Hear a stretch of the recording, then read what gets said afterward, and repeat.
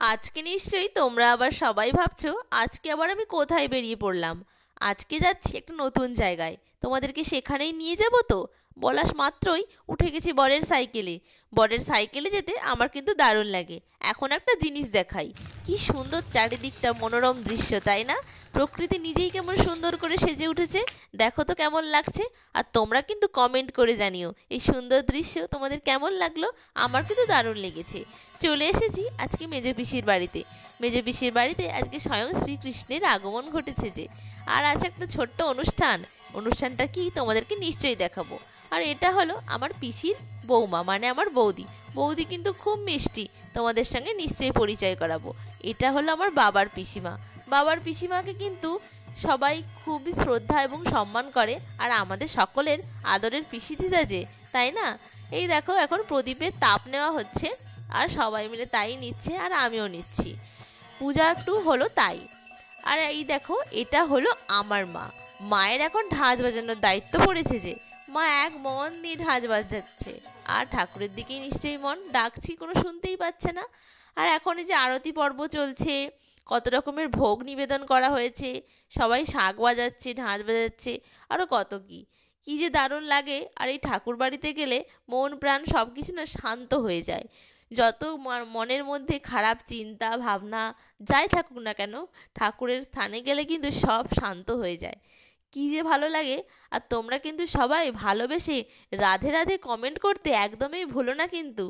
আর কত সুন্দর দেখতে লাগছে দেখো। আর জানো বন্ধুরা, এখানে না দীক্ষাও দেওয়া হয়েছে। যারা যারা দীক্ষা নিতে ইচ্ছুক ছিলেন, একজন গুরুদেব এসেছিলেন, তিনি কিন্তু তাদেরকে দীক্ষা কিন্তু দিয়ে দিয়েছে।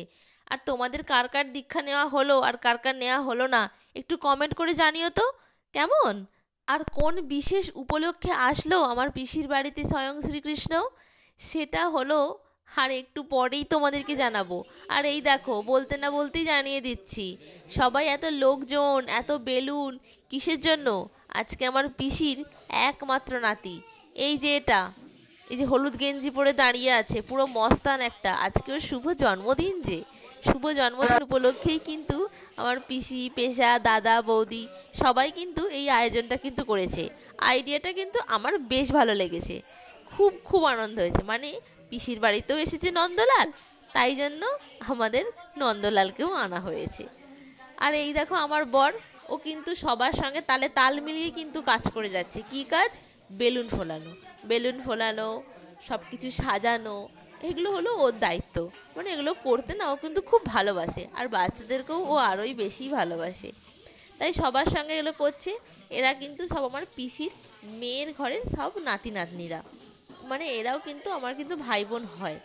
যাই হোক, তো সবাই এখন খুব আনন্দ করেই কিন্তু কাজ করছে, তোমরা কিন্তু দেখতেই পাচ্ছ যেমনটা হয় আর কি। আর ইনি বসেছেন এখানে পাইপ দিয়ে, এই যে হ্যাপি বার্থডে যে লেখাগুলো থাকে সেগুলো এখন ফোলানোর জন্য। কারণ এইটা ফোলাতে এখন না কেউ না পারছিল না, সত্যি কথা বলতে। তখন উনি বললো যে একটা পাইপ থাকে তো সেটা দাও, বলতে বললো আমরা তো পারবো না, তো তুমিই করো। বলতে উনি এই দায়িত্বটা নিল। আর এই যে এইচটা হয়ে গেছে করা এখন, ওরা এখন সবাই দেখছে, পিছন দিকে যে দেখছে আর চলে যাচ্ছে। উনি কিন্তু একটু বলে দিয়েছে যে একটু দূরে থাকবি, নাহলে বলা যায় না, না সব দুষ্টু না। আর এই দেখো লেখাও হয়ে গেছে, লিখে এখানে সাজানোও হয়ে গেছে। দেখতে কেমন লাগছে কমেন্ট করে বলবে। কারণ বাচ্চা বড় সবার ভালো আনন্দ নিয়েই কিন্তু, সব কিছু নিয়েই কিন্তু এটা কিন্তু সাজানো হয়েছে। আশা করি তোমাদের ভালো লাগবে। এখানে কিন্তু অনেকটা আনন্দ এবং ভালোবাসা জড়ানো চারিদিকে। আর এই যে এখন রান্না হচ্ছে, তোমরা দেখতেই পাচ্ছ, এটা আমাদের পিসির বাকুল, ওখানে রান্না হচ্ছে।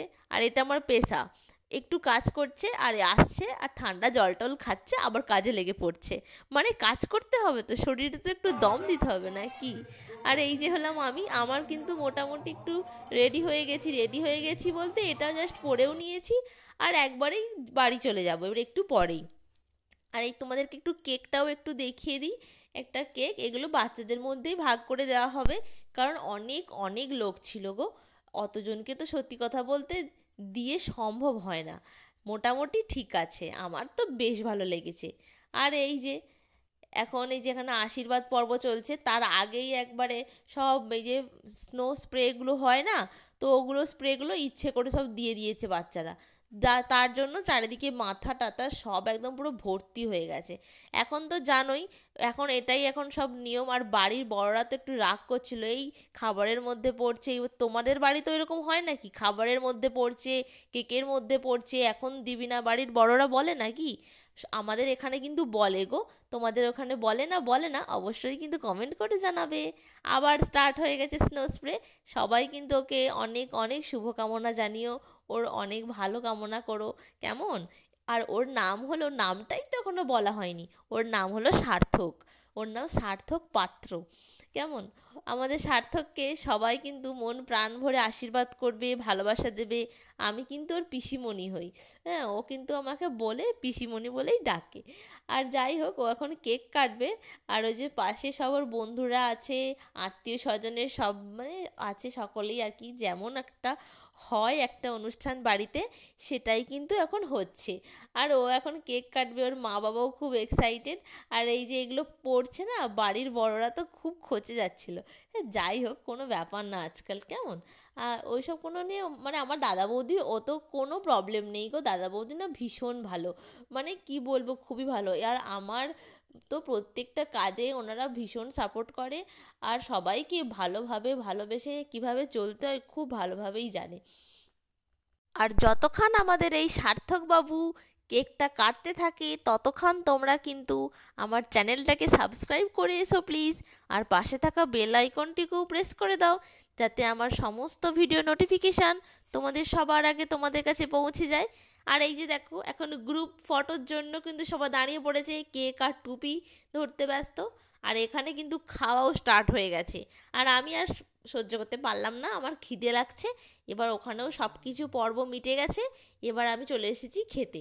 আর খাওয়াটা হচ্ছে আমার পিসিদের এই বাঘ খুলেই খাওয়া হচ্ছে। আর দেখো গরুগুলোকে দেখতে পাচ্ছ, গরুগুলো কি সুন্দর। আমার না পিসিদের না গরু আছে, আর আমার পিসিদের না জমিতে সবজির চাষও করা হয়।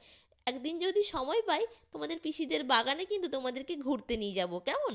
আর এই যে দেখো, ওকে এখন সাজিয়ে গুছিয়ে এখন খেতে দিয়েছে। ও ভাবছে এটা আমি খাবো নাকি খাবো না, কারণ ওকে না ওর মা খাইয়ে দেয়, আবার কখনো কখনো নিজে হাতেও খায়। এবার ওর মন খুশি। আর এই যে দেখো, আমিও এখন খেতে বসে পড়েছি। বেশি ভিডিও করতে পারলাম না, যাই হোক। এখন আমি ঠাকুর প্রণাম সেরে নিচ্ছি।